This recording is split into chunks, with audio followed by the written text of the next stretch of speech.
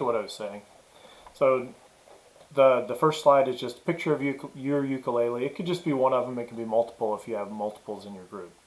The second slide is, I'm calling it a G chromatic scale. That sounds really complicated, but basically it's just playing the first 6 notes on one of your strings. And the easiest one to access is this top one. That's the G.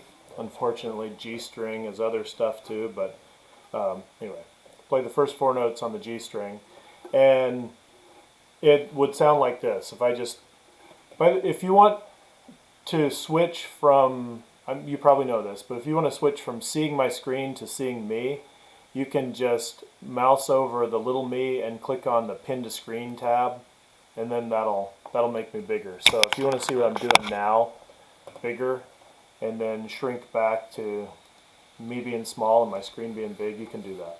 So this is the G chromatic scale that I recorded.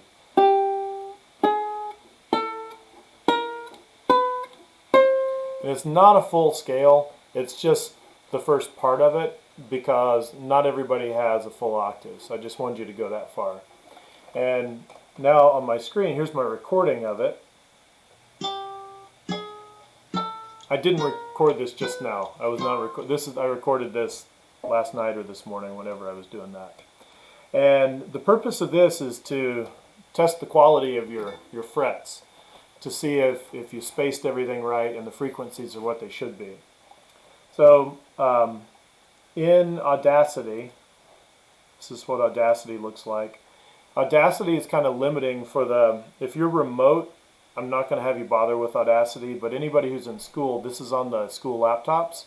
This is how I do my recordings. And I'll just press record.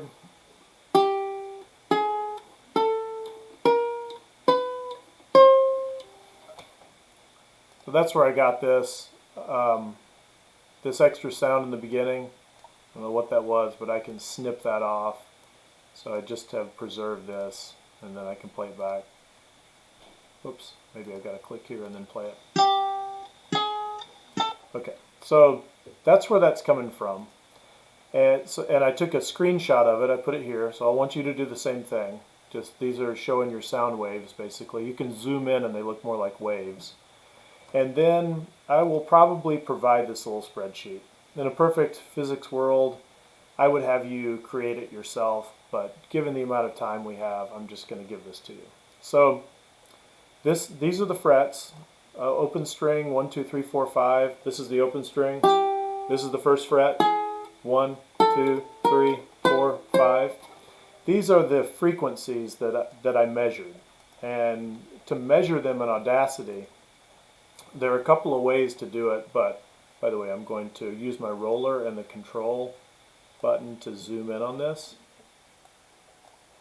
And I can also stretch this out and make these bigger. If I want to measure this, I highlight a little bit of the middle, because the front gets distorted, the back gets quiet, and this is meant to do other things. It isn't meant to measure frequencies, but it works for it. You go up to Effect, Change Pitch, and it tells me that the pitch is, or the frequency is 393.75 hertz.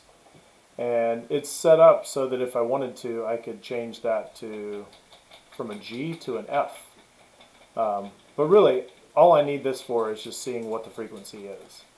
And then I can measure this frequency, Effect, Change Pitch, and this is 420. This one, Effect, Change Pitch, this is 445. So that's where these numbers right here are coming from. And they happen to be exactly what they were last night, at least so far. Except that 393.75 was a little different. So just for kicks, let me just show you what this is what the tool is meant to do. Let's say I don't really like the set. I was singing something here and I was just off. I was singing a G and I want it to be an F, so I'll click OK. Now if I play this, it changed the middle of that down to an F. but that's not the point. So this spreadsheet, what it does is, this is the starting, so we've got the fret number, the measured frequencies, that's what I measured in Audacity, I typed those in, and then perfect frequencies are based on the what powers of 2. So this is the open string frequency, and if I had perfectly spaced frets, then the next frequency should be 393.7 times 2 to the 112th. And this is what I get when I do 393.7 times 2 to the 112th. And the next frequency should be 393.7 times 2 to the 212ths. And this should be 393.3 times 2 to the 312ths. And 2 to the 412ths, and 2 to the 512ths. So these are what I should have for all of my frequencies. These are what I do have. So these are my percent errors. I just found the absolute value of the difference between them. So for example, 525.526 minus 531 gives me the difference, and then I divided that by what it should be. And these are all my percents error. So I'm curious to see how how yours stacks up compared to other people's, or compared to mine. See if you can beat 0.78% error on your fret placement. So that's one slide. And to do this, you would just, like I just did, you go to Audacity, you record this, you take a screenshot of it, you paste it in there, you get all your data, but then you also have to get the sound. This is a little bit of a pain to do this. It's a few steps. You have to go to File, Export, and I'm not sure if you'll be able to do MP3 or WAV, but either one will work. So you just export it and come up with a name for it. I'm just going to call it Untitled here. It gives you these options for artist or whatever. I don't bother with that. So there, I've saved it on my computer somewhere where I can find it. I've got it in a folder. And then I have to upload it to my Google Drive. And then once I upload it to my Google Drive, I can insert it using Insert Audio. These are all different sounds that I put on there that way that I've got in my slideshow. So there we go. One slide, two slides. Now the next slide is calculating open G frequency graphically. So I've already got the frequency here. This is measured in Audacity. It's 393.7. So that's what it is, apparently, according to Audacity. But I'm going to do it myself in Audacity, and here's how I do it. I'm going to zoom in, way in on this first sound. Zoom, zoom, zoom. There. And I can stretch it out like this. So this is the sound wave, and it doesn't look really nice. And the reason it doesn't look really nice is because, like I've told you, when you play a note, you're not just getting the fundamental frequency. You're getting the second harmonic and third harmonic and all these other different harmonics on top of one another, and it makes kind of a messy pattern. But that's okay. You can still tell the wave begins on this peak, so that would be a crest. This is one wavelength, two wavelengths. So what I did is I just stretched it out. I counted on here 1, 2, 3, 4, 5, 6, 7, 8, 9. I wonder if I can keep going. Oh, 10. So there's 10 wavelengths. And if I go down to the bottom right here, this gives me the length of the selection. So it's 0.026 seconds. I think that's exactly what I got when I did this yesterday. I took a screenshot of what I was just showing you. This looked a little funnier last night. It was squigglier. But the frequency is going to be the number of waves, or the number of cycles, divided by the number of seconds. So it's 384 hertz. And just for comparison, the change pitch and effect in Audacity says the frequency is 394. I calculated 384. I don't know why we're different, but it's in the right ballpark. So, you know, I feel pretty confident what I'm seeing here is wavelengths, and I'm calculating frequency. So I want you to do that, kind of a demonstration of how you can graphically calculate frequency. Then the next part, this actually takes up a couple of slides, and this is the hardest thing. This is playing what people call a harmonic, and really what it's doing is it's liberating a harmonic. And before I do anything, I'm just going to play this for you and record one, and I'll explain what I'm doing and how I'm going to do it. So if you look at me in the picture and not my screen, I'm going to play this string, and it's vibrating up and down like this, but it's also it's got one vibrational mode. The fundamental has a node here and a node here and an antinode in the middle. The second harmonic has a node here and in the middle and over here, and it's got antinodes like that, and then there are all these other harmonics. So what I'm going to do is I'm going to pluck it, and then I'm going to touch very lightly right in the center, and that's going to stop the fundamental from going up and down, but it's going to allow the second harmonic to keep going. So we're going to stop hearing the fundamental, and we're going to begin hearing the second harmonic. But I've got to find out where it is first. Let me...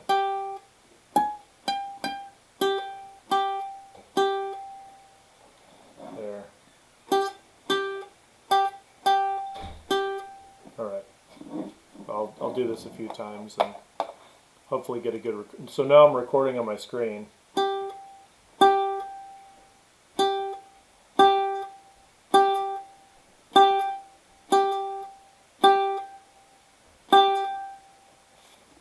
So I got a couple that are pretty decent there.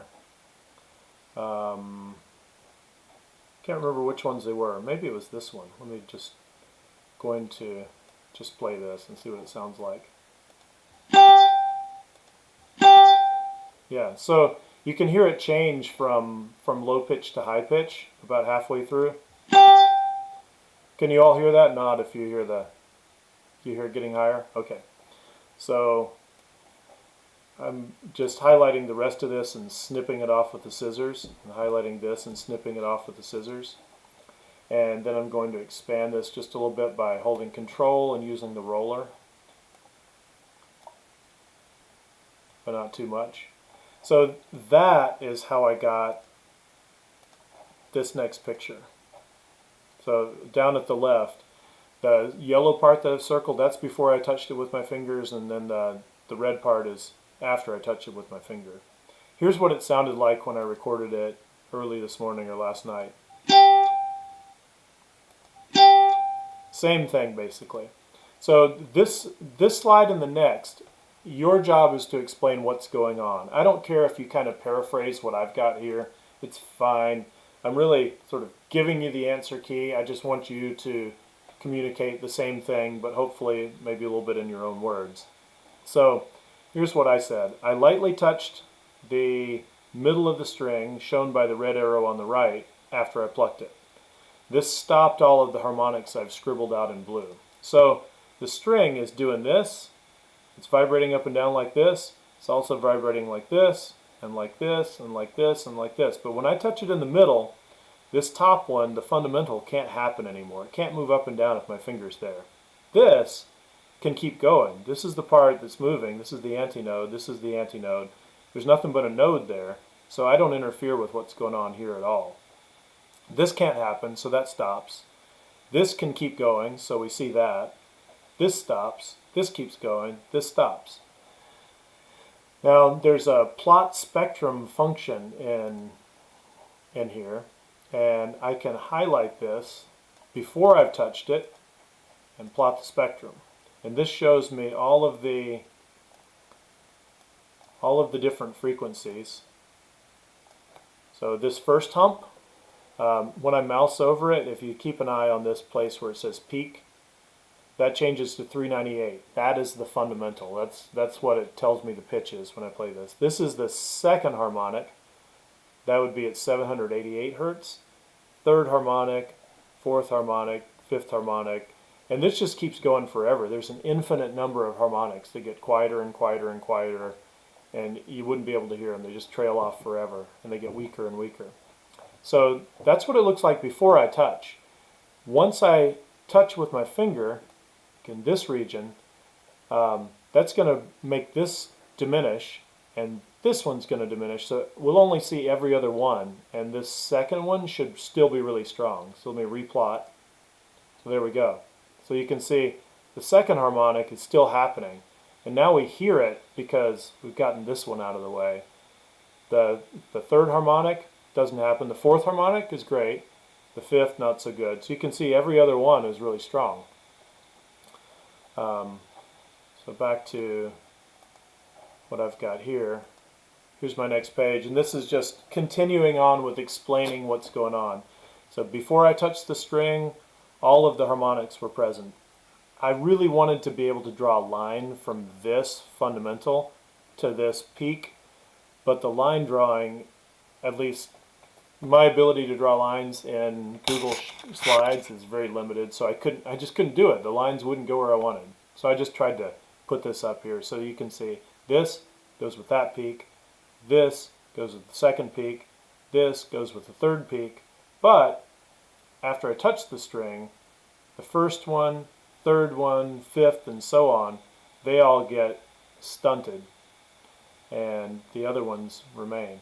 One thing that I think is interesting is if you look at the second harmonic, it actually, oh, okay, I see what's going on.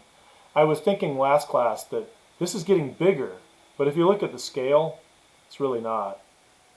Decibels is weird. So this is a logarithmic scale, but 36 right here matches up to only, or sorry, negative 36 here is equal to negative 36 there. So it looks like this actually grows, but they all shrink a little bit. But the first one and the third one and the fifth, the odd ones all shrink so much you only hear the others. So just to recap everything so far, because this is the meat of the hard part. This is actually easy. Take a picture of it. Then you've got to record the first 5 sort of tones from the G string or any string you want, and then zoom in on the first note there. This is my open G, and show your work in calculating the frequency.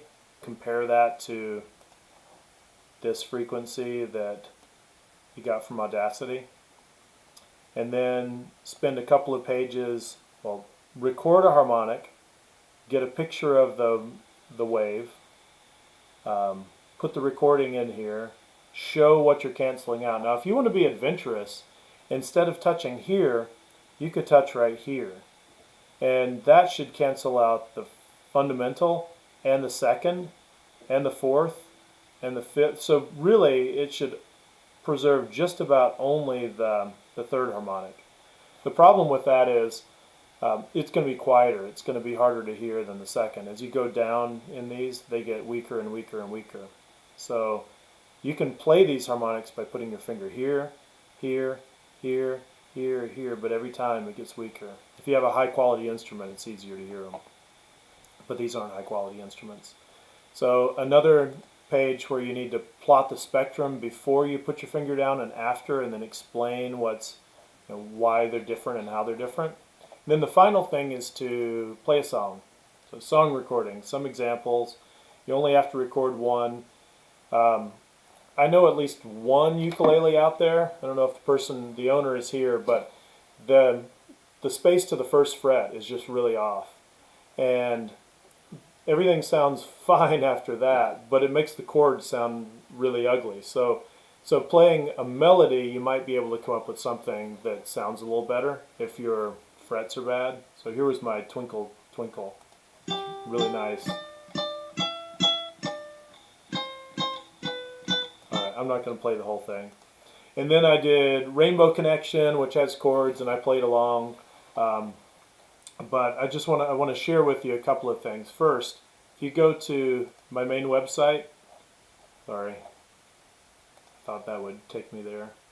If you go to my website, and then click on last year's class, Physics 200, 2019 through 2020. There's a list of songs here that I listed for people last year. These are ones that only use 3 chords. These are some that use 4 chords, 5 chords. There are a lot of resources out there for finding songs that you like. I really like this website called Ukulele because it has good diagrams, and it also gives you the ability to do what's called transposing. So let's see, I'm going to look up, here's a search. It's got more ads than it used to have, but I'm going to do Free Fallin' because I think Free Fallin' is in a difficult key that for beginners is kind of hard. Let's see.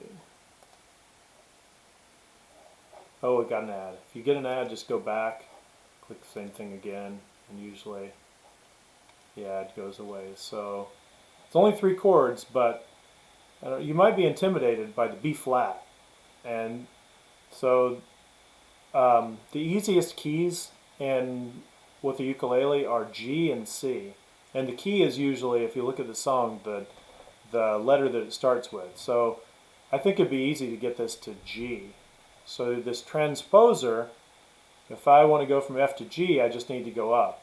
And you might not, we're not even going to get into the whole musical alphabet, but if I just try +1, you can see what happens. That gets me to G flat, so I'm not really there. I need to transpose up a little bit more. +2. So now I'm in G, and if you look at these chords, they're easier chords. So if you wanted to play this one is actually a really easy song, but the problem is that it's pretty fast changes. Oh, I guess.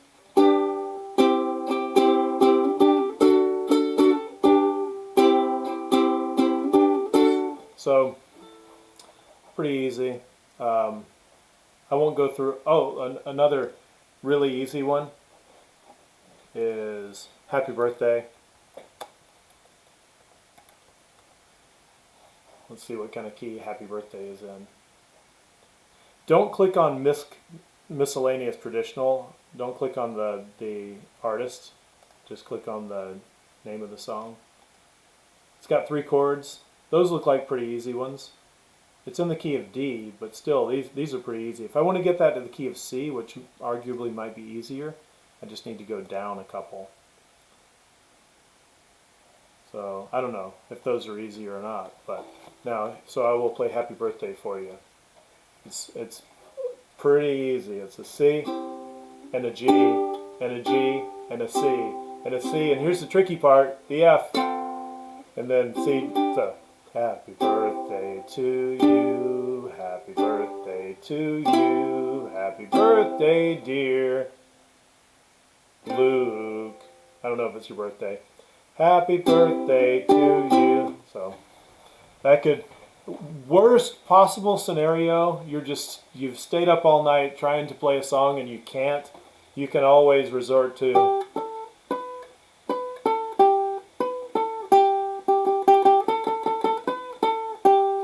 I don't really want to hear a lot of hot cross buns, but if you have to, you have to. Okay. Oh, now there's something else. Following slide is a bonus slide that can be submitted for extra points. So let's say you feel like you've got a lot of really weak stuff. It looks terrible. The frets are in really bad positions. You think you calculated this wrong. This maybe stinks. So you might want to try this beat thing. So if anybody wants to add on an extra slide for some extra points, you can do this. I'll show you how to do this one. You just demonstrate beats visually and I guess auditorially with sound. So this is a picture of, if you see these humps, I'm going to go to present. See these humps? These are beats. The sound is getting louder and quieter and louder and quieter, like what I demonstrated in class. This is no beats. So I'm going to try to set this up so got beats, and then I want to get rid of beats. And I want to record it and then show pictures of both. Here's my recording of what these look like.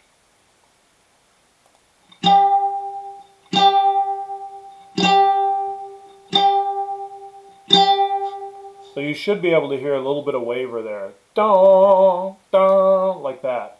And these are the same, so I'm playing two strings at once. And here I'm playing the same two strings again without the beats. Alright, that's enough of that. So you don't, you can't hear the beats anymore.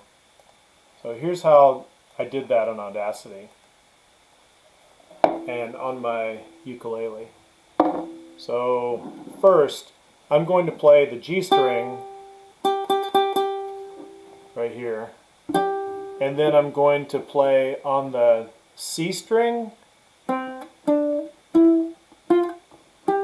So I'm matching that tone. They're pretty close. They may be so close that I won't get beats. They're actually really close, and I'm not hearing beats. So what I'm going to do is I'm going to screw one of them up a little bit.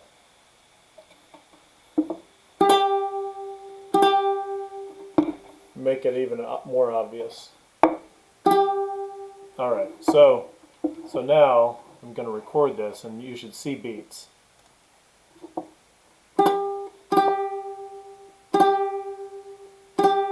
Ooh, those are good ones.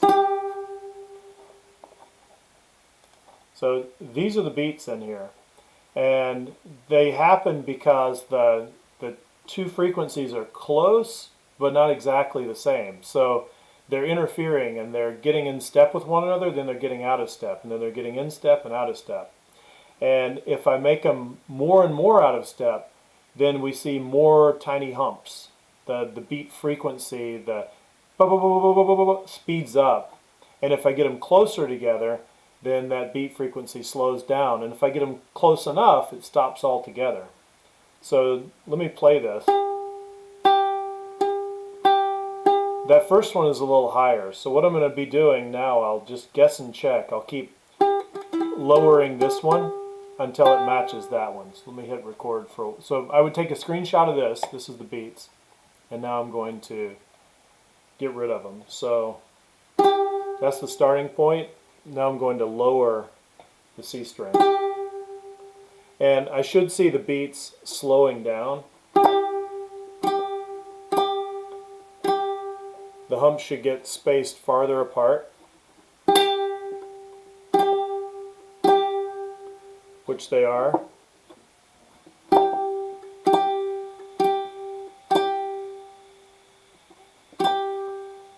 Looks like maybe I'm not quite there, but I'm pretty close now. Might have gone too far.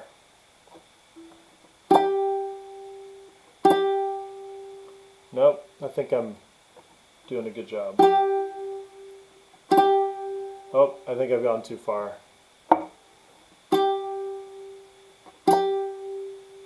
So there. So the beats are erased. And I could, the way to cheat to get rid of beats is to play one string and then play the other, or to actually get a tuner and see if they're the same. So effect, change pitch. This one is 390, and this one is no, I want this 393. So they're still a little bit off. They're not exactly the same, but they're closer than they were. All right. So that's just the bonus page. I see Riam's here. Riam, I'll talk to you after everybody leaves about what you need to do. Do I have any other remote people here? Don't think so. All right. So that's really all the new stuff. I'll leave the recording going though. Does anybody have questions about any of this or the test?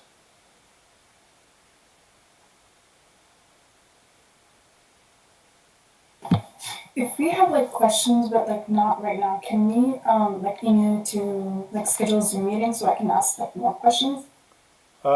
Possibly. Um, yeah, today is kind of busy. I'm running around doing a lot of stuff, but let's talk about Yeah, that like not after. today, like Yeah, later than today. yeah.